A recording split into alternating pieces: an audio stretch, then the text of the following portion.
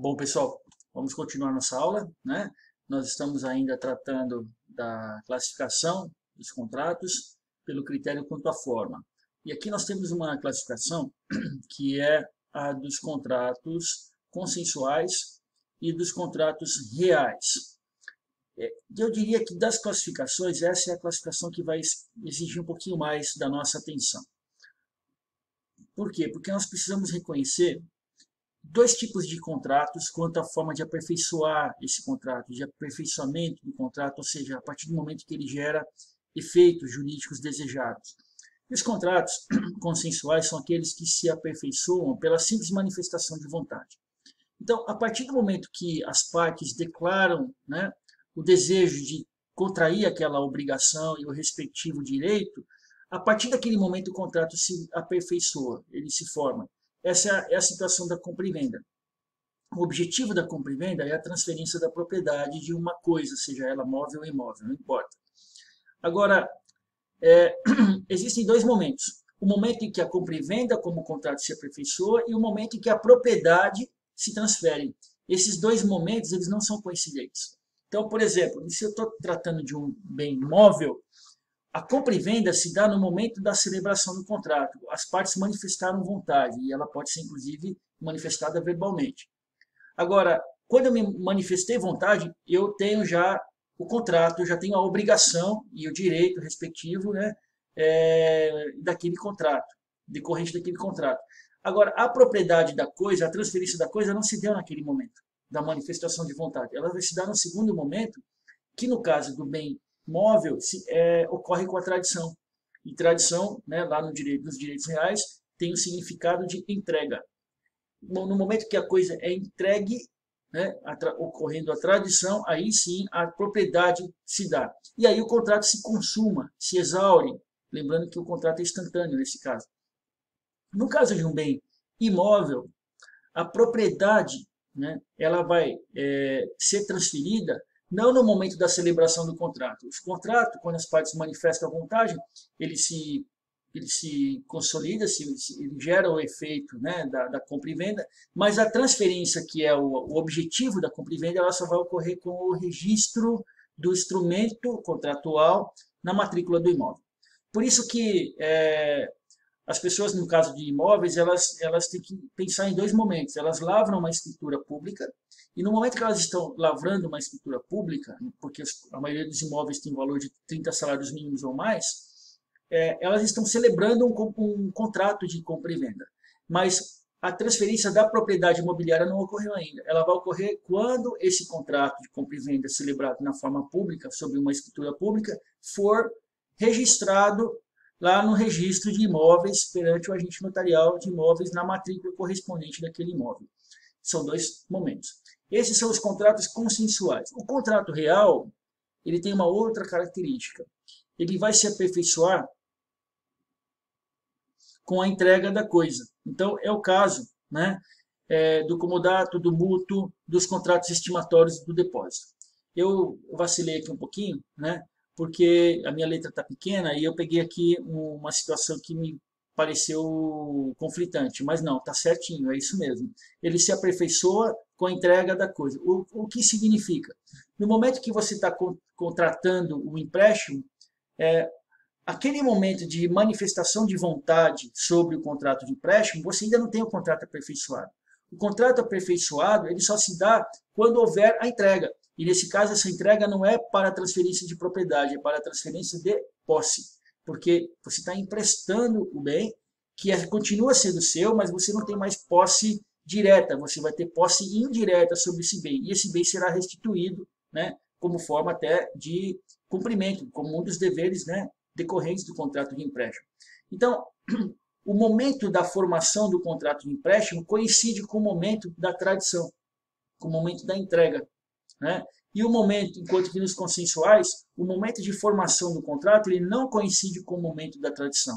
Existe a consensualidade que forma o contrato e existe um segundo momento que é da transferência da propriedade, no caso da compra e venda, né, que se dá pela tradição do bem imóvel ou registro do bem imóvel. Então, nós não podemos confundir o aperfeiçoamento do contrato, né, que é o plano de validade, com o seu cumprimento, que é o plano da eficácia, e aí o exemplo, né, o clássico é o exemplo da compra e venda, como o caso de contrato consensual. E os contratos de mútuo, os contratos de comodato, o contrato estimatório, vamos entender, né, a venda por consignação, né, e também os contratos de depósito, eles serão exemplos de contratos reais. Agora, numa outra, deixa eu fechar aqui, que está entrando informação de internet que não nos interessa. Inclusive, essa informação de internet, eu acho que apagou aqui a minha imagem, né? Por um instante eu vou seguir, pessoal. Os contratos também podem ser preliminares ou definitivos. Contratos preliminares, eles também têm o nome de pacto de contraendo, ou também chamados pré-contratos, né? Ou compromissos. Eles têm por objeto a celebração de um contrato definitivo. Eles têm, portanto, um único objeto, né? Quando este é um imóvel, né, é denominado esse contrato de promessa de compra e venda, ou compromisso de compra e venda, né? E aí ele pode vir com a cláusula de irretratabilidade, de irrevogabilidade ou não, né? Quando gera obrigações para apenas uma das partes, ele também recebe o nome de promessa unilateral, e se chama opção, né? Então essa também é uma forma contratual. Eu contrato, né, a obrigação de futuramente celebrar um contrato. E esse segundo contrato, objeto do primeiro, será o contrato definitivo, enquanto essa obrigação ela apenas gera uma pré-contratação, ou um contrato preliminar. Os contratos definitivos eles têm objetivos já diretos, né, de acordo com a natureza de cada contrato, seja ele uma compra e venda, seja ele uma prestação de serviço. Mas eu posso firmar a expectativa de contratar no futuro, né? Eu posso também assumir obrigações antecipatórias, né, que vão culminar no final com a contratação futura. O compromisso de compra e venda é o exemplo clássico. Quando nós estudarmos a compra e venda, nós vamos voltar a esse tema de forma mais concreta. Por fim, pessoal, quanto à designação, os contratos podem ser nominados e inominados, podem ser típicos ou atípicos, podem ser mistos, podem ser coligados. O que é o contrato nominado ou inominado? O contrato nominado é aquele que tem uma designação própria. Então, você vai lá no Código Civil, vai encontrar os tipos contratuais, né? Compra e venda, doação, locação, vai encontrar a fiança, o seguro, a empreitada. Então, você vai, o empréstimo, o comodato, o mútuo. Você vai encontrar, então, as figuras contratuais nominadas. E existem figuras contratuais que não são nominadas, né? Existe uma liberdade contratual, as partes podem compor, e o direito empresarial é a maior fonte dos contratos inominados que nós podemos hoje, né, mencionar, né, porque eles nascem dos costumes, eles nascem da criatividade, os produtos financeiros, por exemplo, geram híbridos contratuais que não são nominados, não se adequam a nenhuma figura clássica de contrato, eles por isso são chamados inominados. Um exemplo é aquela, entre aspas, locação, porque não é uma locação de espaço de shopping center, é um tipo de contrato chamado inominado. Contratos típicos são os regulados por lei, tem seu perfil nela traçado. Os contratos atípicos são os que resultam, né, de um acordo de vontades, não tendo, porém, as suas características e requisitos definidos ou regulados na lei. E aqui defende que há uma, eu diria que uma equivalência, né, de conceito nominado e inominado, típico e atípico. Os contratos mistos são os que resultam da combinação de um contrato com cláusulas criadas pela vontade dos contratantes. Então, muitos dos contratos inominados ou atípicos são mistos também, né?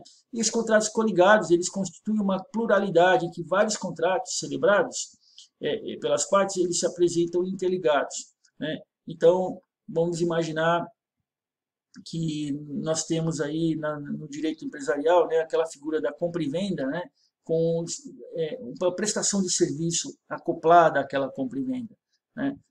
Alguns contratos que vão envolver a encomenda de uma mercadoria, onde você tem um fazer e você tem um entregar. Então, não fica bem claro se aquilo é serviço, se aquilo é um objeto, né, do qual que constitua uma contratação de mera entrega da coisa. Então, você vai encontrar figuras híbridas. Essa última classificação é uma classificação mais assim, para fins acadêmicos, para fins pedagógicos, do que para uma aplicabilidade prática. Embora, quando você reconhece um contrato típico, fica bem claro o regime jurídico de contratação que você deve seguir, porque você vai ter um capítulo específico no Código Civil que vai disciplinar aquele contrato. Quando você tem um contrato inominado, você tem que recorrer à teoria geral da contratação, né? A teoria geral dos contratos, porque você não vai ter necessariamente a disciplina específica para ele, né? Então, pessoal, essas são as minhas considerações. Eu queria mostrar para vocês agora, eu vou tentar pegar aqui, acho que dá tempo, o exercício que eu tinha proposto para vocês sobre classificação de contratos. E aqui eu já estou disponibilizando para vocês estudarem um gabarito, tá bem? Vamos usar ele aqui rapidamente para vocês terem o registro. Eu não vou falar sobre o gabarito, vou apenas abrir aqui para vocês terem o registro, depois vocês colam isso aqui. Então está aqui. Opa, estou tentando abrir aqui, mas meu computador não está me ajudando. Então tem uma tabela, né, de classificação e os tipos de contrato, e aqui estão uns xizinhos aqui, né, da classificação de cada tipo de contrato. A ideia que nós tínhamos falado em sala era de que nós justificaríamos por que a doação é unilateral e não bilateral, por que ela pode ser onerosa e gratuita, por que ela é comutativa e não aleatória, por que ela é consensual, por que ela é solene, por que então doação verbal, né? Vamos imaginar que é uma doação verbal, né? Se ela é possível ou não, em que situação. Então, a partir, né, dessa tabela, a gente teria que especificar melhor, né, essa classificação. Eu diria que nós vamos voltar a essa tabela quando a gente estudar os contratos em espécie. E aí nós vamos ter que retomar esse tema da classificação por contrato e aprofundando, né, sobre a justificação dele. Mas, por enquanto, já teremos uma visão panorâmica da classificação. Pessoal, encerramos essa aula. Agora fiquem preparados para uma próxima aula, para um próximo tema, que é o tema da formação dos contratos. Lembrando que essa disciplina é blended, e por isso, então, na próxima aula eu vou ser menos expositivo e vou trabalhar um caso concreto para a gente, então, aplicar os conhecimentos que vocês devem obter no livro digital. Por enquanto eu estou fazendo aula expositiva porque é uma primeira abordagem desse novo formato que nós estamos adotando aqui em fase de coronavírus. Tá bom? Um grande abraço e fiquem com Deus.